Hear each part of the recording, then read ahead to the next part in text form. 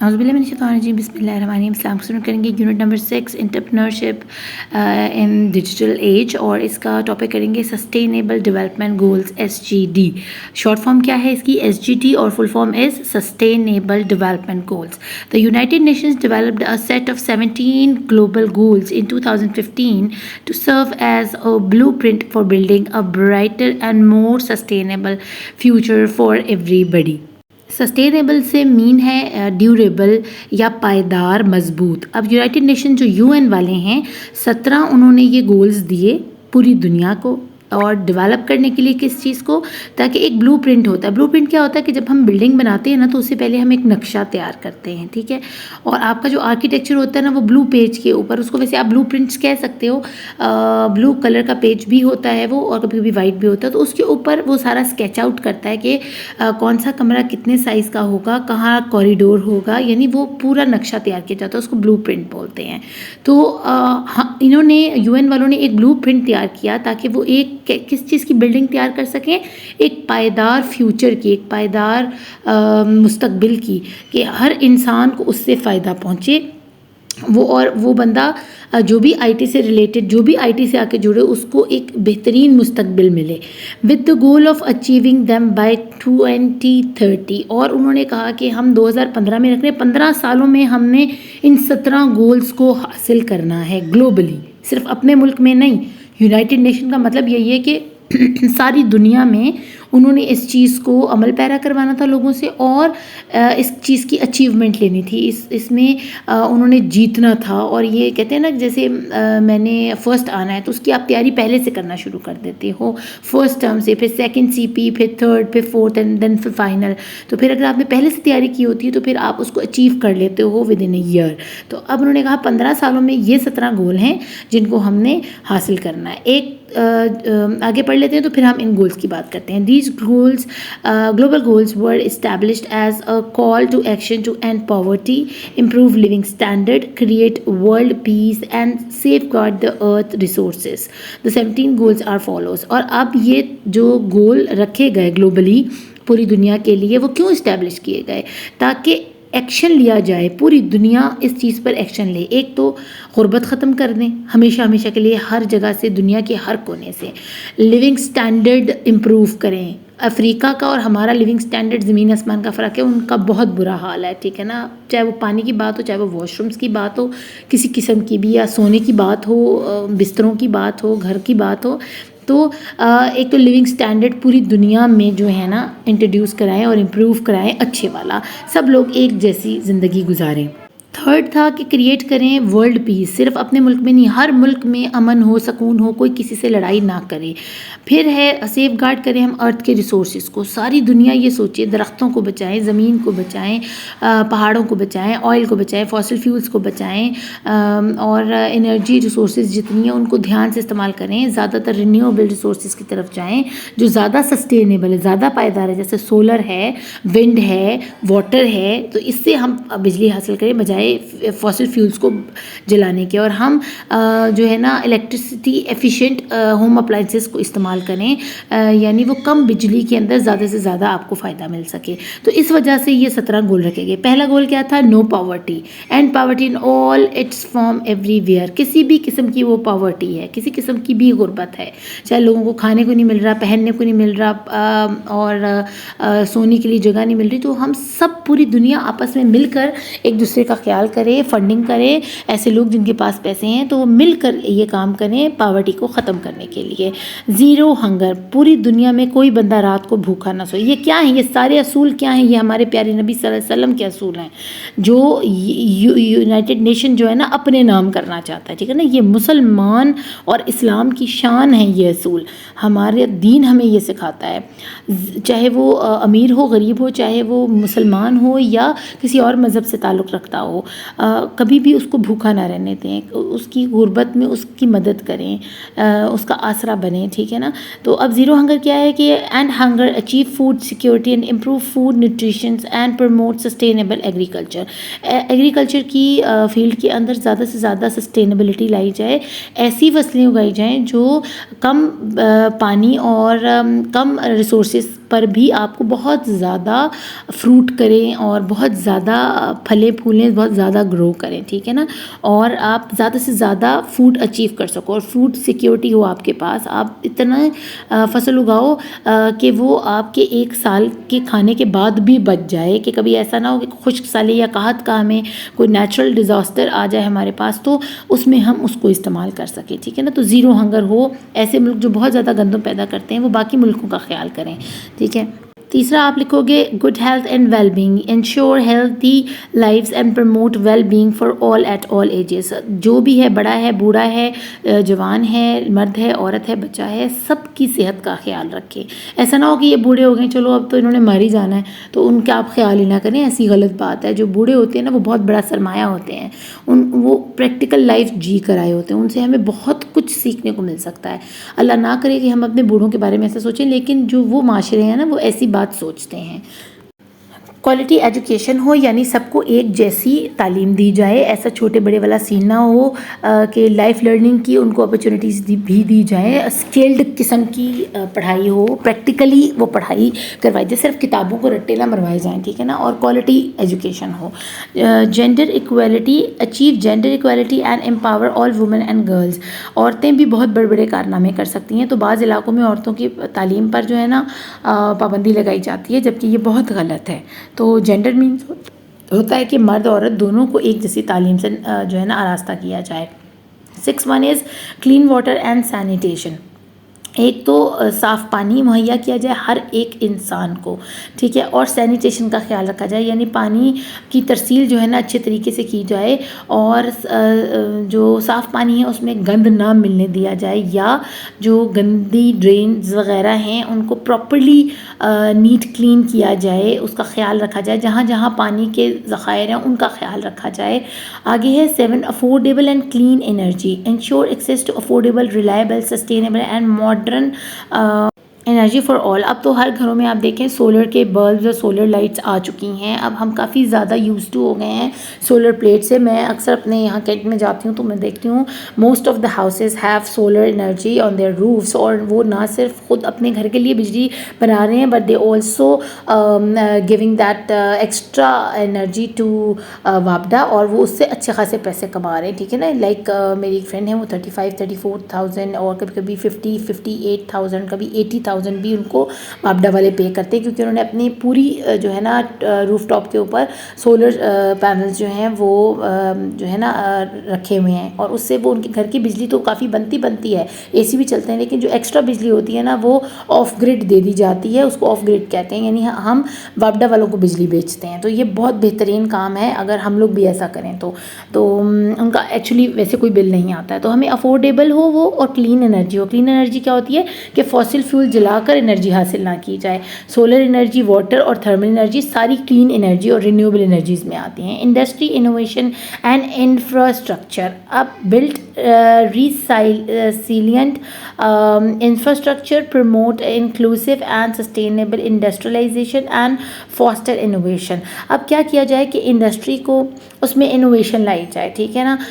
ऐसी चीज़ें बनाई जाएं जो पहले से मौजूद हैं, लेकिन उनको और मोर एफिशिएंसी के साथ दिया जाए। जैसे इस्त्रियाँ हैं, ठीक है ना, इतनी बड़ी इस्त्री, भारी इस्त्री नेशनल की, और जब वो लगाएं तो समझिए कि पूरे घर की बिजली जो है ना उस इस्त्री ने खींच ली है। 2,000-2,500 किलो वाट की वो जो है ना मगरमच्छ है जो, जिससे हम कपड़े इस्त्री कर रहे हैं, और हमारे जो पेरेंट्स हैं ना वो बेचारे बिल भर भर के पूरे हो गए, ठीक है ना। आपको पता है बिजली के बिल वैसे ही बहुत ज़्यादा आ रहे हैं। तो ऐसी इलेक्ट्रिकल एफिशिएंट होम अप्लाइंसेस का इस्तेमाल किया जाए। इंडस्ट्री ऐसे असूल इख्तियार करे, ऐसी चीज़ें बनाए, ऐसी इनोवेशंस लाए अपनी चीज़ों के अंदर कि एक तो जो वो एंड यूज़र है उसको भी उसका फ़ायदा हो, और जो मैन्युफैक्चरर है उसको भी उसका फ़ायदा हो, और हमारे मुल्क का भी फ़ायदा हो, यानी कम बिजली खर्च की जाए और उससे ज़्यादा फ़ायदा उठा लिया जाए। फिर इस किस्म के इंफ्रास्ट्रक्चर बनाए जाए इंडस्ट्री के उसमें ना जो भी गंदगी है उस कारखाने की वो वहीं प्रोसेस होके साफ़ होके उस कारखाने से बाहर निकले, ठीक है ना। यानी केमिकल्स वगैरह जो हम फेंक देते हैं ना ऐसे ड्रेन के अंदर और वो समंदर में चला जाता है, इन चीज़ का ख्याल रखने के हमें इंफ्रास्ट्रक्चर के ऊपर गौर करना होगा कि हमें चिमनीज़ अच्छी लगानी है, हमें इस किस्म की फैक्ट्रीज़ बनानी है जो सेफ़ एंड साउंड हों। 10th is reduce in equalities. अब इनइक्वालिटी क्या है कि कंट्रीज़ हैं भाई, अफ्रीका और कीनिया को हम कुछ समझते नहीं, जो गरीब मुल्क हैं और अमीर मुल्क हैं, तो ये चीज़ें ख़त्म होनी चाहिए, ठीक है। जो गरीब मुल्क हैं वहाँ भी बहुत बहुत ज़्यादा जो है ना इंटेलिजेंट और एक्सीलेंस वाले लोग हैं, और वो बहुत लाइक लोग हैं, ठीक है ना। तो हमें सब का ख्याल रखना चाहिए, एक जैसा सबका ख्याल रखना चाहिए। तो यही बात है कि हमें तफरके में नहीं बंटना है, ठीक है ना। ये मुसलमानों के लिए, लेकिन सब मुसलमान कंट्रीज अगर एक जगह इकट्ठी हो जाए ना, तो हम पूरी दुनिया पर राज करेंगे, ठीक है ना। और हम उन मुल्कों का भी ख्याल रखेंगे जो कि अक़लियती हैं या माइनॉरिटीज़ हैं, ठीक है। तो वैसे भी सारे मुल्कों को एक जैसा रखना है। हम तो बात कर रहे हैं UN की ना, कि उनका क्या गोल है। अब 11th हम करेंगे sustainable cities and communities, make cities and human settlements inclusive, safe, resilient and sustainable. ऐसी कॉलोनीज़ बनाई जाएं, ऐसे ह्यूमन सेटलमेंट्स हों जहाँ पर उनके अपने ग्रिड स्टेशंस हों, यानी सोलर पावर से उनको एनर्जी मिलती हो, उनको पानी की अच्छी सहूलत दी जाए, और सेफ़ एंड साउंड माहौल हो। और ये सिर्फ एक जगह नहीं, पूरी दुनिया में। आप सोचें कि ये नक्शा जो है, अगर इस पर अमल किया जाए तो ये पूरी दुनिया तो अल्लाह ने वैसी बड़ी खूबसूरत बनाई है। अगर हम इस पर अमल करें, इन असूलों पर, तो हम तो समझ लें कि जन्नत बना लेंगे अपनी दुनिया को भी। आगे है responsible consumption and production, ensure sustainable consumption and production pattern. हमेशा जो कंजप्शन है ना, उसका ख्याल रखें कि जो चीज़ हम कंज्यूम कर रहे हैं ना, कि प्लास्टिक बैग्स की बजाय जो ये इंडस्ट्री वाले क्या करते हैं कि 6 किस्म की पैकिंग्स के अंदर एक पैकेट, फिर दूसरा पैकेट, फिर हर एक चीज़ को अलग अलग पैकिंग में। तो कोशिश करें कि नेचुरल रिसोर्सेज को कम से कम इस्तेमाल करें, ठीक है। और थोड़ी चीज़ में अच्छी चीज़ पेश करें, ठीक है। जितनी ज़रूरत है उतने कागज़ उसमें डालें। अगर खाली थैली से बिरयानी मसाले का काम चलता है, ठीक है ना, असल में तो वही चीज़ होती है ना जो उस डब्बे के अंदर मौजूद होती है, जिसको आप कहते हैं कि वो वाटर प्रूफ और एयर प्रूफ होती है, ठीक है ना, पैक्ड होती है अच्छे तरीके से। फिर उस पर लकड़ी का डब्बा लगा दिया, ठीक है, या वो गत्ते का डब्बा लगा दिया हुआ है बिरयानी मसाले के ऊपर। तो कोशिश करें कि आप कम खर्च वाला नशीन काम करें, ताकि अगर वो गत्ता जो आया ना, वो लकड़ी कटने से कागज़ बना है, कागज़ से गत्ता बना है, तो वो दरख्त कटे हैं, ठीक है ना। हमारी नेचुरल रिसोर्सेज तबाह हो रही हैं इस तरह। हमने क्या करना, उस डब्बे को फेंक ही देना है ना उठाकर। तो कुछ इस तरह करें कि खाली बॉटल्स हों, और उसके अंदर शीशे की बॉटल्स बनाएं, उसमें सारे मसाले डालें, ठीक है। और वो लोग परचेज़ करें, और जब वो बोतल खाली हो जाए तो वो बोतल देकर नई बोतल देकर चले जाएं, और उसी बोतल को रीफ़िल किया जाए। इस तरह का कुछ हो। और शैम्पूज़ के लिए भी इसी तरह हो, और पानी की बोतलों के लिए भी कोशिश की जाए कि इस तरह की पानी की बोतलें इस्तेमाल की जाएँ जो शीशे की हों, या कुछ ऐसा किया जाए कि जिससे कम से कम रिसोर्सेज को, यानी रीयूज़ रीसाइकिल वाला जो सीन है ना, वो इस पॉइंट में कहा गया है। तो जहाँ हम इस चीज़ का ख्याल रख रहे हैं ना कि हम ख़रीदारी करने जा रहे हैं, तो हम प्लास्टिक बैग की बजाय घर से या तो थैलियाँ कपड़े की लेके जा रहे हैं, या फिर कागज़ की थैलियों में, या इको जो है ना वो बैग्स इस्तेमाल कर रहे हैं, इको फ्रेंडली जो होते हैं। तो वहाँ प्रोडक्शन सेक्टर को भी सोचना चाहिए, मैन्युफैक्चरर को भी सोचना चाहिए, पीछे फैक्ट्री वाले को भी सोचना चाहिए कि यार मैं चीज़ ही ऐसी बना के दूँ कि जो दोबारा से रीयूज़ हो सके, और जो मेरा कंज्यूमर है वो उसको यूज़ करने के बाद वापस करे उस बॉटल को, और उसको मैं दोबारा रीफ़िल करूँ अच्छे तरीके से स्टेरलाइज करने के बाद। अब आगे है climate action, take urgent action to combat climate change and its impacts. अब इस क्लाइमेट एक्शन को पूरी दुनिया में कंट्रोल करना बहुत ज़रूरी है। आगे सवात में और बलूचिस्तान में आप देख ही चुके हैं कि ये ग्लोबल वार्मिंग का कितना बड़ा हमें नुकसान हुआ है। चाइना की वजह से हमें ये सब कुछ फेस करना पड़ा है, क्योंकि वहाँ पर बहुत बड़ी इंडस्ट्री है, और हवा को कोई रोक नहीं सकता। हवा में जितनी जहरीली गैसेस थी वो वहाँ से यहाँ ट्रैवल करके आई, और हमारा जो है ना बिल्कुल ही डिस्ट्रक्टिव वे में हमें उस चीज़ को फेस करना पड़ा, और बहुत नुकसान हुआ पाकिस्तान को, जिसको हमने ग्लोबल फॉरम के ऊपर, इंटरनेशनल फॉरम के ऊपर ले जाकर डिस्कस भी किया। बिलावल भुट्टो गए थे और उन्होंने ये बात की थी कि देखिए हमारा कसूर नहीं था, हमारे बंदों को इसमें से जो है ना विक्टिम बने, हमारे लोग बने हैं। हालांकि सवात में हम सोच भी नहीं सकते थे कि ऐसा कभी होगा। तो क्लाइमेट एक्शन पूरी दुनिया में लिया जाए, और जो भी इस तरह की इंडस्ट्री जहाँ पर बहुत ज़्यादा है, जैसे चाइना ये हो, तो उनको इस चीज़ पर जोर दिया जाए कि वो अच्छे तरीके से इसको जो है ना प्रोसेस करें, ये भी धुआं जो है और जितनी गंदगी है ना इसको कंट्रोल करें। लाइफ बिलो वाटर, अब पानी के नीचे यानी मरीन लाइफ की बात हो रही है, उसका ख्याल रखना बहुत ज़रूरी है क्योंकि 70% of the earth is water and आप समझ लें कि 100% हमारी जो ऑक्सीजन है ना वो यही मरीन लाइफ है जो हमें जनरेट करके दे रही है। दरख्त तो बना रहे हैं, ऑक्सीजन रिलीज़ कर रहे हैं, लेकिन जो मरीन लाइफ आपको ऑक्सीजन दे रही है ये कोरल रीफ्स और ये जो मंछड़ झील वगैरह हैं वहाँ पर जो लगे होते हैं, मेरे ज़हन में इस वक्त नहीं आ रहा, मैंग्रोव्स के जितने भी झीलें हैं वो बहुत ज़्यादा ऑक्सीजन पैदा कर रहे हैं, इको फ्रेंडली हैं वो। तो हमें चाहिए कि हम अपनी मरीन लाइफ का ख्याल रखें। हम अब इसका ख्याल किस तरह रख सकते हैं कि सस्टेनेबल डेवलपमेंट करें रिसोर्सेज की। अब मछलियाँ हम पकड़ते चले जा रहे हैं, उसमें उनके बच्चे भी हैं, ठीक है ना, और उनके बच्चों को भी हम मार देते हैं। तो हम क्या करें, समंदर की सी लाइफ को बिल्कुल तबाह बर्बाद कर रहे हैं। फिर हमारे समंदर में जो बहरी जहाज़ हैं वो वहीं स्पिल कर देते हैं, अपना जो साफ़ करना होता है उन्होंने अपना पेट्रोल या डीजल वो वहीं गिरा देते हैं। या इसी तरह की जो वो जो ड्रिलिंग हो रही है गैस निकालने के लिए या फॉसिल फ्यूल निकालने के लिए समंदर के अंदर, उसकी वजह से भी बहुत ज़्यादा नुकसान हो रहा है मरीन लाइफ का। तो इसका बहुत ख्याल रखें कि लाइफ बिलो वाटर जो है ना वो समझें कि वो भी जानदार हैं, हमें उनका भी ख्याल रखना है। Life on land, protect, restore and promote sustainable use of terrestrial ecosystems, sustainably manage forests, combat desertification and halt and reverse land degradation and halt biodiversity loss। अब क्या है, हमने प्रोटेक्ट करना है पहले तो अपनी ज़मीन को, अपने फॉरेस्ट को, अपने ट्रॉपिकल फॉरेस्ट को, ताकि और उसको प्रमोट करना है, पायदारी को, और लोगों को बताना है कि हमने अपने टेरेस्ट्रियल इकोसिस्टम को कैसे बहाल करना है। हमने हमारी जितनी स्पीसीज़ हैं अमेज़न में या हमारे जो फॉरेस्ट्स हैं उनके अंदर, उनको किस तरह महफूज करना है, जंगली हयात को और जंगलात को कैसे महफूज बनाना है। इसके अलावा हमने ख्याल करना है कि हम डिसर्टिफिकेशन को कैसे रोक सकते हैं। डेजर्टिफिकेशन होती है कि जो ज़मीन पहले ज़रख़ेज़ थी, अब पानी की कमी की वजह से, क्योंकि दरख्त काटे गए, डिफॉरेस्टेशन हुई, उसकी वजह से बारिश नहीं बरसी, क्योंकि एक साइकिल होता है ट्री का, वो पानी एब्जॉर्ब करता है रेनफॉल का और फिर उसको वापस से हवा में छोड़ता है बादल बना के, तो वो बादल वापस बरसते हैं, तो ज़मीन इस तरह गीली रहती है। तो अगर दरख्त ही कट जाएंगे तो ये साइकिल ख़त्म हो जाएगा, बारिश नहीं बरसेगी, तो ज़मीन आहिस्ता आहिस्ता ड्रॉट की शक्ल इख्तियार करेगी और फिर वो डेजर्टिफिकेशन की तरफ चल जाएगी, यानी सहरा में तब्दील हो जाएगी। यानी पहले जो आज से 10 साल पहले एक ज़मीन इतनी सारी फसल उगा रही थी, अब वो एक सहरा, बंजर सहरा बन चुकी है। तो इसका ख्याल रखना ज़रूरी है और उस बंजर सहरा को वापस जो है ना उसकी ग्रेडेशन करना बहुत आसान है।